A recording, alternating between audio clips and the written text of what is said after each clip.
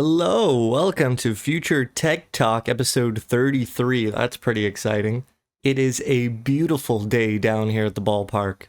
I can't believe it's sunny. It looks like summer. It is February 2nd. What is going on with the weather? I honestly feel like we haven't had a winter. And in saying that, it might snow all of February and be really icy and dangerous. It did rain a lot in the past month or so, and we're just so lucky that it wasn't below freezing, or we'd be covered in traditional frozen tundra of Canada. Nah, it really looks like summer outside. Okay. There will be timestamps in the description below because we have a handful of things to go over. One of those being a Patreon Q&A, which I'll get to at the end. First things first, we can talk about Midjourney's new style reference feature. They called it style reference, and I think that's fairly accurate. It's their new consistent style, attempt at consistency in style. Now, I get the feeling that their audience, is more interested in character consistency, seeing the same person from scene to scene. Like, if you took a picture of me now, you'd want to see the same yellow hoodie with the same gray undershirt and the same white hat and the same bald dude in different images. I don't know if that will entirely be possible. I think they're focusing on faces to keep faces the same, but clothing, that might require assigning the clothes as a different object. Like, I'm not really sure how it's going to work. They haven't sounded too confident in how it's going to work, but they did say that consistent style was easier, and that's what they came out with first. And all you have to do is provide it one image. Midjourney is somehow able to gather what the image is and translate that to your next generation. But I didn't even describe it correctly because I don't think it's humanly possible to describe what is actually happening. This thing is so impressive. It doesn't matter what the image you give it is. It doesn't matter what the object is. It sees through the object to how the object was created. If you gave it a stained glass picture of an angel and then asked for a picture of a dog, it would know that you didn't want the angel. It won't give you a dog with wings. It will give you a stained glass picture of a dog without asking for stained glass. It can see that through the style of the reference image you provide. That is insane. That is way smarter than anything I've ever come across. I honestly can't fathom how it was created, and I get the sense that they don't even know how it was created. I could be completely wrong about that, but I feel like they tried 1,000 different things, and one of those experiments worked. Like, oh, somehow when we press these buttons and turn these knobs, the bot was able to transfer the style, and they just hop on that. They examine what worked there, and then I think they're going to use that for character consistency. But I don't get the sense that they knew how to create a consistent style, because everybody I've showed this to and everyone on the internet seems to be pretty blown away by this. You used to need to train models with entire pieces of artwork, like as many as you could, to develop a consistent style. And you're telling me Midjourney can do it with one reference image in a prompt without any additional words? It does help to describe, like if you said a dog in stained glass and provided it that stained glass reference image, that will probably get you a better result, but it's not necessary. How is it able to do? How can it see what the image is made of without caring too much about the content of the image? Like, that's so impressive, because you can't talk to it in English. This is just math and feedback loops. It probably made a bunch of terrible images and you say no to those, and then it makes a good one and you say yes to that. So you nudge it in the right direction. But I probably sound like an idiot to the people who do know how it works, because I'm making it seem like it is magic. But considering we went through DVD player, considering we went through record players, you're telling me a little pointer needle can scratch around a black circle and produce music, layered music? Magic. Then you go to DVD players, you're like, what do you mean it's on this plastic circle, small plastic circle? Like, what are you even talking about? The GameCube disc the tiniest little circle held the full game. Doesn't really make any sense. And then you get to the iPod before the iPhone. I'm like, wait, what? What do you mean your entire CD collection is in your pocket? This doesn't make any sense. So magic has been around for a while. The internet is pretty magical too. To go to a website, someone else can go to that website and you can chat on the internet. It's the middleman.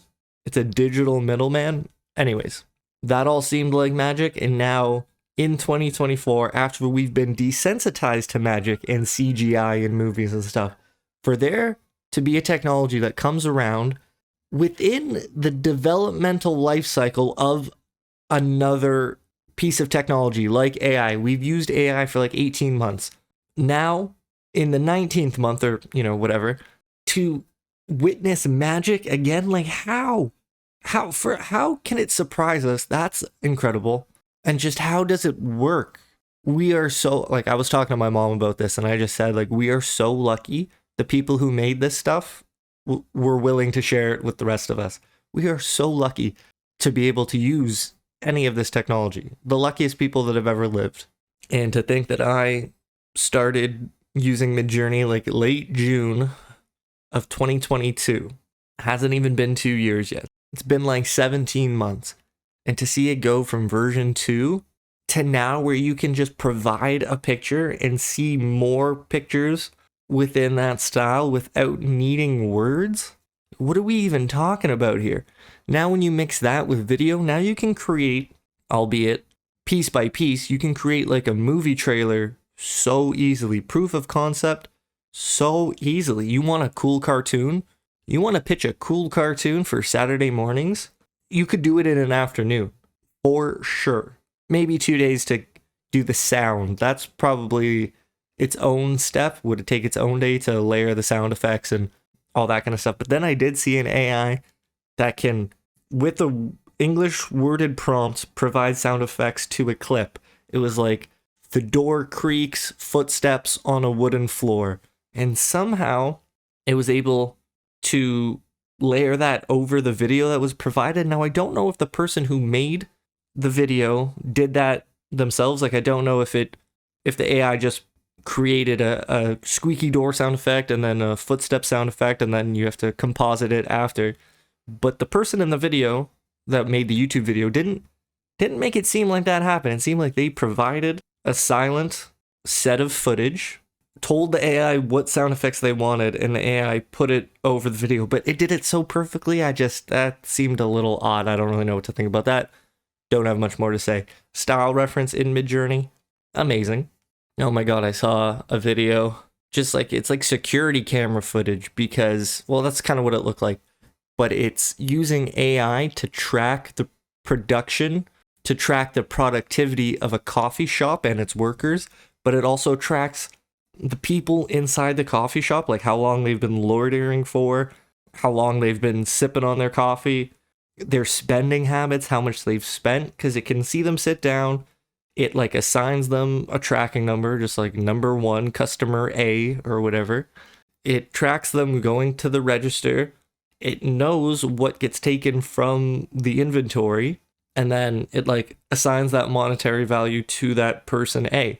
Oh my god, I just had a brilliant idea of how we can get closer to my dream barter system. If it knew you were a big spender, or if it knew you love cinnamon rolls, maybe you showed up every Saturday for a cinnamon roll, and then the 7th Saturday, you show up and you don't buy a cinnamon roll when you first order. Maybe it would be able to give you like an on-the-spot discount saying, oh, we noticed you didn't have one today, but do you want one for 20% off? Because it could calculate the expected value of your purchase based on previous purchases, and selling it to you for 20% off would be worth more than hoping another person comes in and buys the cinnamon roll. AI bartering, it could work. The downside of all that is that it's tracking your productivity while working at a coffee shop. Why would you ever want an AI determining what you should be doing? Because the AI doesn't live in the real world. It doesn't know life outside the coffee shop. If there was an artificial general intelligence that understood what it's like all around the world at all times, maybe it could relax its expectations of a coffee shop. But like, people act differently when they know they're being watched. You act differently, you clean differently when your parents are in the room. You act differently in class when your teacher is in the room. You act way differently in class when the principal shows up for a little visit. You act differently around your boss. Nobody would want to work if they knew their boss was in the back room just in front of 45 different screens watching you work all day. Nobody would want to do that. So why would you want to do that knowing that an AI is literally watching you and tracking you every second, all of your movements? Not just tracking you, but like mathematically comparing you to your potential. And who says 100% of your potential is like necessary? I don't know. I think you could argue that a person working at 100% efficiency probably gets more done. But like, what about all the things that an AI can't see, like a mental, not disability, but a mental hurdle you need to overcome? Or maybe your ankle hurts, so you're not moving as fast that day. Or maybe your wrist hurts, so you can't carry as much inventory. So it looks like your work is slower because you're taking longer, but it's because you literally can't hold twice as much. So you need to, you know what I'm trying to say? Like, what is the advantage of an AI overlord in a contained area like a coffee shop? It's probably just for investors and micromanaging, maybe even macromanaging. Because if you need to fire someone, or if you need to hire someone, or if you need to cut costs, it's probably way easier to do that if you don't have an opinion. If you just see numbers and you make your judgments based on those numbers. It's probably way easier from that standpoint. But why would anyone want to work under that? Like, I can imagine that so well. You're behind the counter, you're working, you're interacting. Maybe nobody new comes in for 5 minutes and you're just standing there. Like, you could feel it in your chest. You would be able to feel it on your neck that you're being watched. Why would anyone subject themselves to that? Do you think that feeling goes away? I could see that happening if what the AI picks up is never shown to you, it's never brought to your attention. Maybe it can watch you all the time, and if you go to ask for a raise at the end of the year, maybe it's not up to the manager. Maybe we just go to the tape and you see numbers compared to other people, and it's just a performance measurement arbitrator.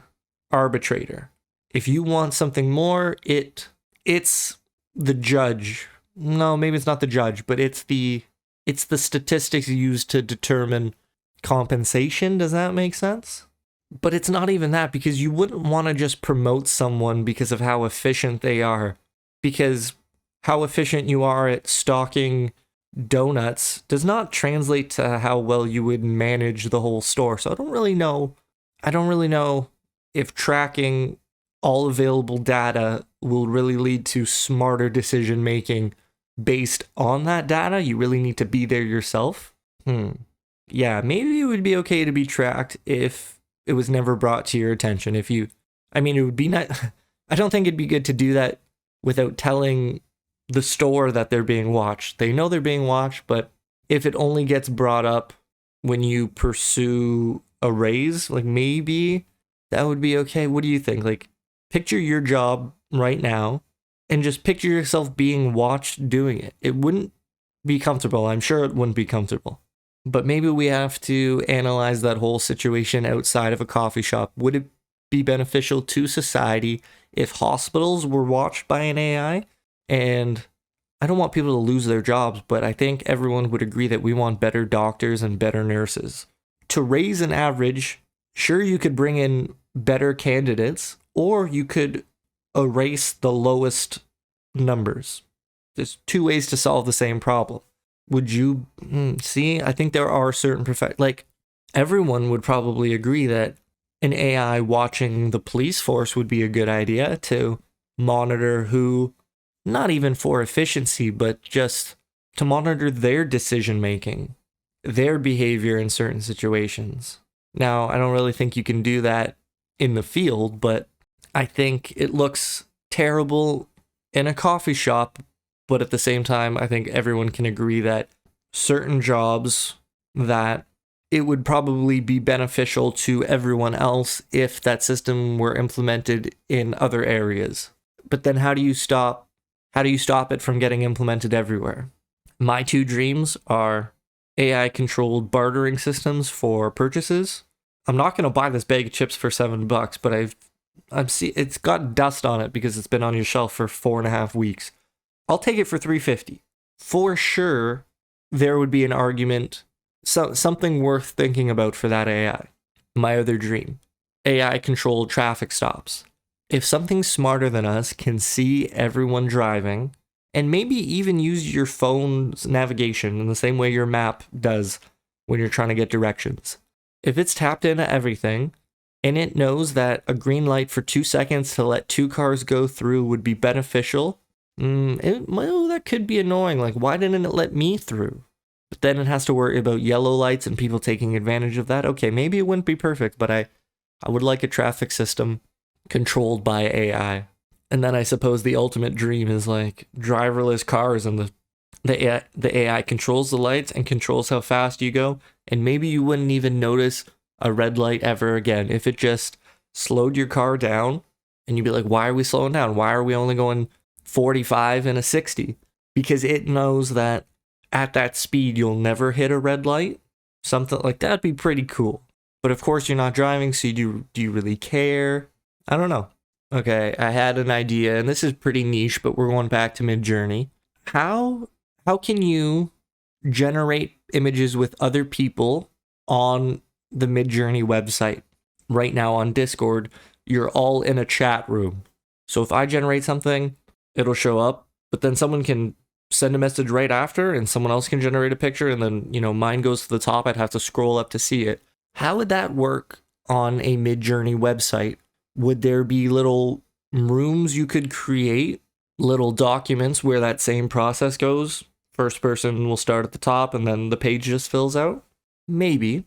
But I had a mini vision of, on your page there would be a bunch of columns, 4 or 5 columns, maybe for as many people that are in the room at that time, but that doesn't really make sense. Maybe there's a limit to how many people can be in a room. Anyways, okay, maybe my idea is not that great, but I was thinking of a bunch of different columns where one of the columns would be expanded. It would be bigger. That's where you would be currently looking and currently generating, so you can see the pictures you're making. The other columns would have little thumbnails of what's being generated inside of those columns from other people. You could click on a column and have that expand. That's where you could generate now. But then you would be able to monitor what's going on in all of the other columns at the same time. You kind of picture what I'm saying there? That was my little vision for that, so that you never lose sight of what other people are creating, but you don't get overwhelmed by everyone creating in the same page, same column. Do you think that could work? If not, like, what am I missing? What is the ideal way to generate? What is the ideal way to collaborate with people on the same document? Is it by splitting up the document? I don't know. How about Apple Vision Pro? I guess it's released. I don't know if they just sent early copies to influencers, or if everyone who ordered one got one as well. I don't really know. And I'm not bragging, but like, I'm pretty sure I was right. Nobody's gonna use this thing. It's so heavy, and that's just based on testimony I hear from other people. And like, all of the people I've seen pick one up, they're all people who have amazing desk setups. Like, why would anyone use this thing? I don't get it. I mean, there are some niche cases, but like expanding your Mac display so that it's a giant screen that you could edit on or something. Okay, but how long are you gonna wear the goggles for, man? 3,500 American, I think, is the price to get a headache. And I have to reiterate this. Your body, your brain, it's not intelligent, but it is smart. It has memory. The memory is not necessarily always correct. Like, let's say you were sick, you had the flu, and then you ate some food. It doesn't matter what food it was. It could be rice, it could be a particular flavor of potato chips, but then if you are actually sick, you vomit. Now you have built in an association with that flavor to a terrible feeling, even though that particular food had nothing to do with your sickness. Maybe you were already sick. Do you see what I'm trying to say? So, memory is able to be built into your nervous system, shall we say. As soon as you get a headache from using the Vision Pro, the next time you think about doing it, that is the memory that is going to surface. You know, if you go to take a drink of water, you think, am I thirsty? When you go to pick up the Vision Pro, you're going to have circuits wired in your brain that say, oh, this could lead to a headache. Are you sure you want to do this? And you could overpower it because it is just a memory. And you can put it on and whatever. I've felt not that great after using virtual reality headsets before. And I've still used the virtual reality headset again. But I don't go and take it out of the box very often. Like, I have one and I think it's amazing and I don't use it. Isn't that the problem? Headset. You're going to get this amazing headset. You're going to have a bad experience with it because no matter how good it is, you're going to wear it long enough until you don't want to wear it anymore. And as soon as you have an experience of not wanting to wear it, that gets associated in your memory. Nobody is going to use this thing. I'm so confident in that. And then what I have written down in my notes is that, like, it can DRM your eyes. Digital rights management is what DRM stands for. And this is like a video game term so that you can't trade digital copies of things. Like, if I bought a physical video game, I could give it to a friend. I could sell it to a friend. Companies don't want that because if you trade secondhand products on the secondhand market, that company doesn't get a share of that purchase, that secondary purchase. They don't want that. They want all the money. So when it came to digital games, there is DRM on it so that it knows who bought it. And you can't play this on a different account. I guess I shouldn't be surprised that Apple would go to this extent. But when you put this thing on, it can see you. It can see you so it knows who's using it. Okay, great. It'll remember where you need the lenses and the depth of field and all that, whatever works for your eyes. And if your friend comes over, I'm pretty sure you can put the headset on him and it will probably work. You could show it to friends. But I don't know if you could say, oh, I don't want this thing anymore. You take it. Like, maybe you need to put the headset on every time to, like, activate the DRM so it knows everything is good, and then you can give it to whoever else wants to try it. And if your friend took it home and put on the headset, it might be like, oh, what are you doing? Who are you? And I suppose DRM isn't just for the secondary market. It's also for security reasons. I mean, that's what the company says, but it is technically true. If somebody stole your Apple Vision Pro headset and they tried to put it on, I guess it's a good thing that it wouldn't work because it would know who bought it, and if someone else tried to put it on, it's not going to work. That's probably a good thing. But that also means that you can't sell it.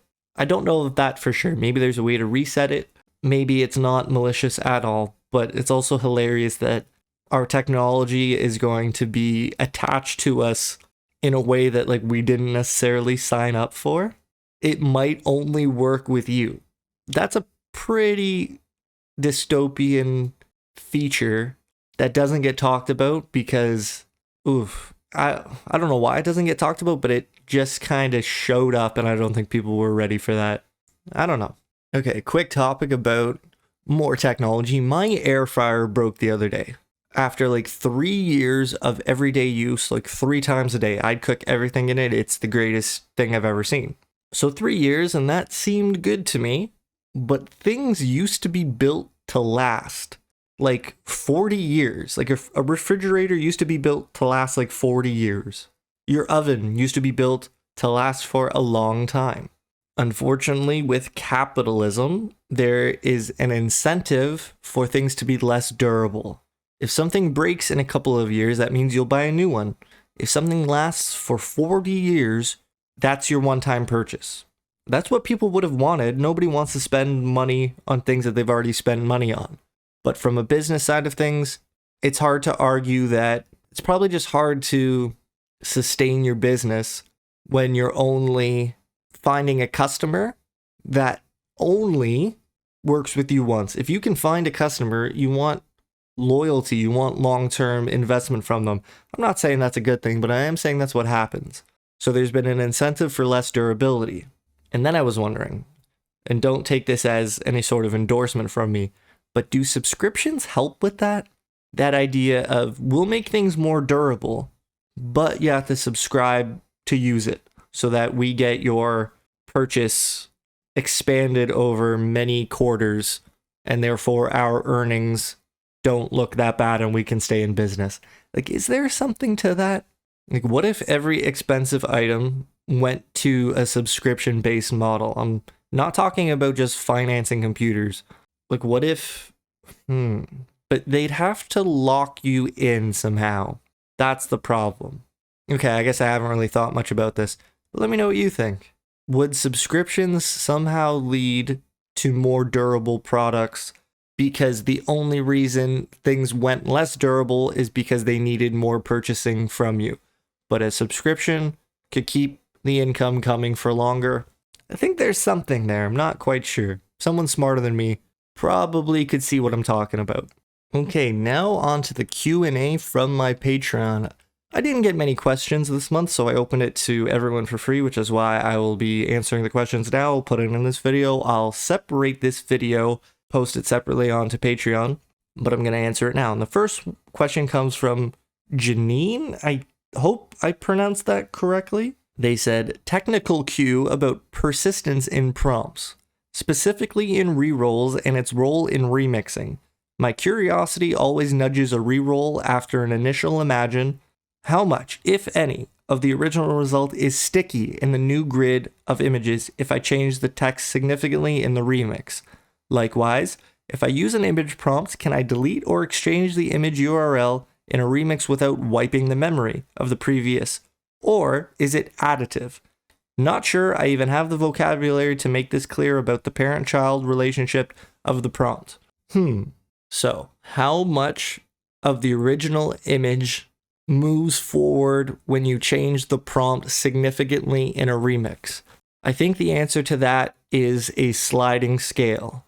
I'll keep it simple. If you have a picture of a dog, maybe it's lying on a couch, and you remix that into a cat, you might see a cat in the place of a dog. It'll probably be a slightly different couch, but the original image will slide along with it. However, if you had the picture of a dog and you said a race car speeding down the highway, I'd argue there is 0 to 1% of that original image that will join you. Like, ooh, okay, maybe a little more, maybe the colors will be there, but the more you change the prompt, the less the original image will join, which is why remixing works best with simple prompts and simple changes. The more you change, the more, like, maybe you'll get the same shape, maybe. That's if anything is similar, it would be the overall composition of the image. Then, if they use an image prompt, can they delete or exchange the image URL in a remix without wiping the memory? I would say, okay, maybe it's like this. If you have a pencil drawing sketch, and I'm talking kind of real life here, if you draw a pencil outline of a superhero, you can then take a marker and draw over those lines and sort of expand. You can sort of remix that pencil drawing into a more boldly outlined image of a superhero. You go from pencil drawing to marker outline. That's a remix, and that is additive. However, if you were to have the pencil drawing and then splash a bunch of red paint over the canvas, now how are you going to follow that outline that you drew originally? If you took a marker now and you wanted to trace over the lines of your superhero, the lines are gone. You remix the image, but you essentially wiped out what you wanted originally. And I think that same idea kind of applies to Midjourney. If you keep things similar, if you go from pencil drawing of superhero to marker drawing of superhero, I think it's going to be additive. If you go from pencil drawing of hero to watercolor lakefront cottage, I think that is not necessarily erasing the drawing of the superhero, but you're covering it. And that's the same thing as using a new image prompt. If your two image prompts look the same, maybe it's sort of additive, but if you erase one image prompt and input another that are completely different, the new one I think is going to be layered on top. And if it's so different, when it's layered on top, you're not going to be able to see what's underneath. So even if you think it's additive still, it's too much additive. You wouldn't be able to access what's underneath. I hope I explained that correctly, and I hope I understood your question. And basically, the more you think you're changing it with a remix, the more it's going to change. And the more you try to keep it the same, the less it will change. I think that's probably the most simple way of explaining it. Then I was asked, do you haunt other Midjourney channels or rooms in Discord? If so, any favorites? No, I don't spend much time on Discord. When I do go on there, I have my own direct message with the bot. I do look at the 25,000 club, 25K. If you have 25,000 generations in Midjourney, you get access to that club. I've looked in there from time to time because the conversations, they're unique. I've asked some questions in there before because I just feel like if anyone is gonna have the answer, like maybe it's someone here. There are a lot of guides and mods that hang out there, so sort of like an unofficial place to get better answers, but I don't really spend much time there. I think I'm just introverted in nature, and those chat rooms can be pretty overwhelming because like if you respond to someone, there could be 13 other people talking and the chat just goes. Like it's not people shouting at each other, but it's like having a conversation at a loud party maybe. Like if you want to talk to someone one-on-one, you should just do that instead. Like it's hard to find coherence when there's so many people in one spot, and I feel that way about any Discord room. It's a little too much for my brain. I'm happy other people like it, but no, I don't spend much time on Discord in that sense. We have a few more questions, and then I asked a question, and I have a couple answers there. When's the last time you felt truly inspired or moved to tears by a piece of art or music? What was it that evoked such a powerful emotional response in you?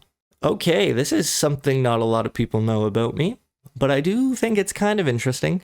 I don't really listen to much music because I love music so much and it's so powerful that I like have to protect myself. Like I can't engage with that part of me. I don't think it's healthy for me to expose my brain to emotions like that. Like songs can be really powerful.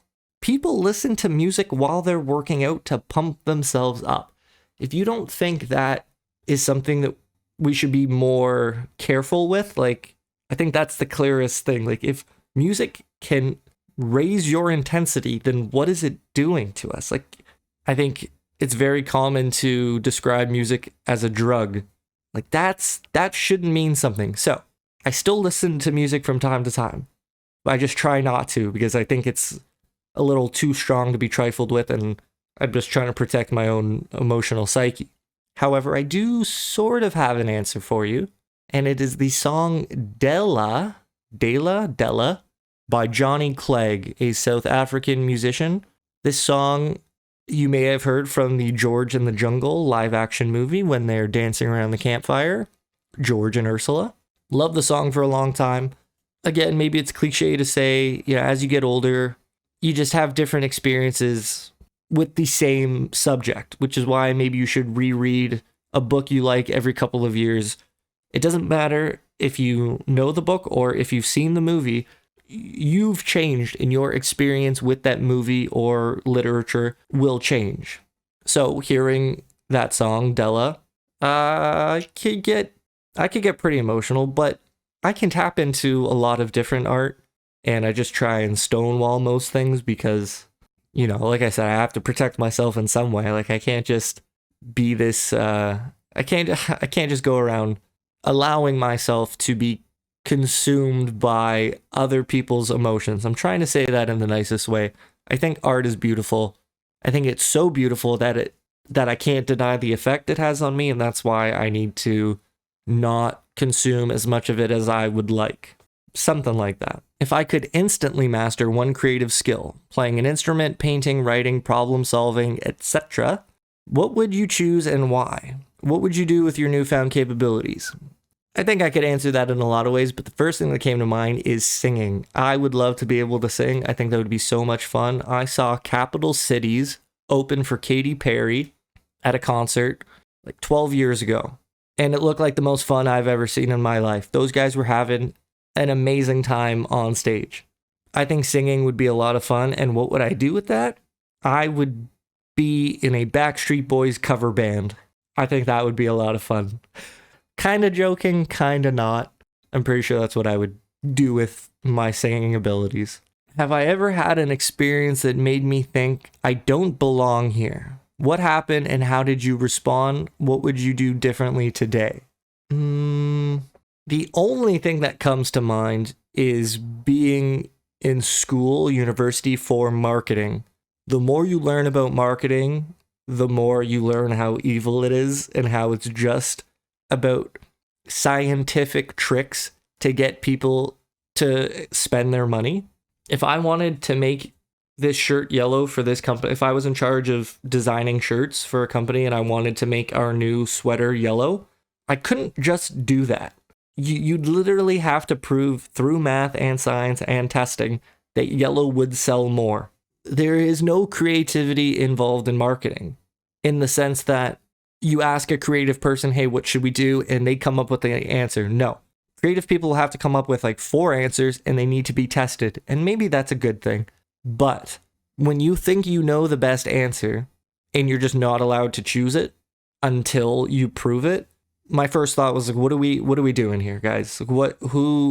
This is so wrong because anyone can do this. Anyone can be creative if all you have to do is come up with a bunch of different options and figure out which one tests the best. This is why movies get ruined by test audiences. Because the director or the editor, they don't get to choose what happens in the movie. They choose what could happen in the movie, they show it to an audience, and the audience says, oh, I didn't like that. But that's just one group of people. But that one group of people has so much power because the people paying and funding all of this effort, they want test results. They don't care what the right answer probably is. They only care what gets proven on a small scale to be correct. Long-winded answer to say, the more I learned about marketing, the more I realized like, oh, this is not for me. And I left school shortly after that. I did finish my degree eventually, but I hated it every step of the way. It would make me laugh at how... Okay, it would make me laugh, but I guarantee it would shock you how much they know about purchasing decisions. Not just how you think, but how you think in so many different situations. If you only knew the lengths these people would go to understand why you buy something or why you don't, oh, you'd be so uncomfortable. I think there's one example. It's a little hard to explain because this is how complicated everything is, but I'll try my best. They know how satisfied you'll be with a product based on 2 things: the price and what you're planning on doing with that product. But I have to explain a little more. It's not the price as in cheap versus expensive. It's literally the digits involved in the price. Let me explain. If you're buying a calculator for math class, if you're buying a tool for something else, something you need to get done, you will be more satisfied with that purchase if the price ends in an odd number. If the price is not, how do I put this? Yeah, what's the right way to put it? It's not just an odd number, but it's a non-flat number. Again, maybe that's not even the right way to say that either. A non-whole number. $19.99 for a calculator. People buying that will say, oh, I love the calculator. Those people will like it more than if the calculator was $20 or $19 on the dot. 1900 will be perceived as less satisfactory than if the price was $19.99. They know that through study. But the flip side of that coin is that if you're buying something for sentimental value, And a good example is a gift shop on vacation. If you saw a keychain or a hat, it really doesn't matter what, for $7, 700, you will be more satisfied with that purchase than if it was $6.99. Your satisfaction with your purchase depends on what you're going to be using it for and the digits involved in the value. There is a whole paper I had to read about this. They know that. There is so much research into your psychology just to get more money from you. Another long-winded way to say marketing in university made me realize I don't belong here. Okay, and then I asked, what is your favorite sci-fi movie and why? I got one answer that said, so many, of course. Blade Runner for the exquisite beauty of the world. Despite the dystopian decay, all hazy and dark. It has always felt feasible as an inevitable future to me. The characters are all mysteriously quirky in their own flawed human way, even replicants. Roy's, like Tears in the Rain, farewell is so deeply poignant and indelible every time. They did not hate Blade Runner 2049. Their first sci-fi encounter was A Boy and His Dog, quite misogynistic and problematic in present day, but I still love the idea of a telepathic dog for a teenage Don Johnson. That sounds kind of cool. And then another person wrote in, Brazil. Its unique visual style, dark humor, absurdist comedic threads, and focus on individual expression all had a major impact on me as a young person watching it for the first time. Harry Tuttle, Robert De Niro, is one of my all-time favorite movie characters, a renegade subversive central heating engineer that repels into the ether after illegally fixing failing infrastructure, ? Just brilliant work by Gilliam all around. Okay, and my answer to that, the official answer might be Terminator 2. The movie's incredible, but a little boring to answer. And maybe it's only that good because of the first movie, so then can you really count it on its own? Inception is incredible. I watched that movie like 9 times before I felt I understood it. Amazing. Tenet. I love Tenet. I think it's absolutely hilarious. It doesn't care. Oh no, it is. That movie's amazing. But because Terry Gilliam was mentioned, I really like Zero Theorem. Maybe it's called The Zero Theorem. Christoph Waltz is in it. And it's just such a unique way at looking at algorithms and work-life balance. Maybe that's not even the best way to describe it. And to be honest, I don't really understand the ending of that movie. But trying to solve something that can't be solved and what it does to you and how you're willing to live while you're waiting for something. It's really powerful. I'm not even sure if there's an underlying message involved. I don't know where this idea for the movie came from. I don't know how you get that idea and then produce what was produced. It's very fascinating. My favorite sci-fi movie of all time? Maybe I lean between Ex Machina and Tenet, but Tenet's just more recent. I liked Inception probably more at the time. I've seen it more. Ooh, it's so hard. And you know what? There's probably a lot I'm not thinking of off the top of my head, so maybe that's why I'll go with Ex Machina. I think eventually I'll start some sort of video essay channel, maybe even on this podcast in some way, where I rant about how good some of these movies are and why they're so good. Like, if you ask a regular person what they thought of Ex Machina, they would say it's good, and you ask them why, I'm not sure they would know. Maybe they'll say a twist. Maybe they'll say they liked the premise. But there's so much more to it than that. It is the editing. It's the pacing, which is editing. It's decisions made by the actors. And that's so fascinating about movies is that, you do 5 to 10 takes of a shot. 90% of what you did doesn't make it into the movie. There could be completely different versions of all of these movies, and you've only seen one slice of it.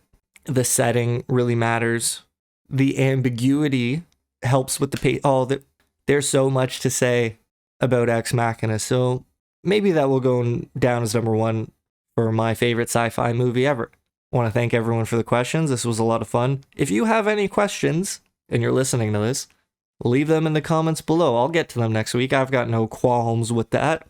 I love interacting in this way. I love talking about shared interests. I love hearing other people's point of views. That's the only way to understand the world better, is to get more feedback. You're in a dark tunnel, and other people's voices are the lights that shape the tunnel. They tell you where you are. Please don't hesitate to ask me something in the comments. I hope you're doing well. Take care, and I'll see you next time. Peace.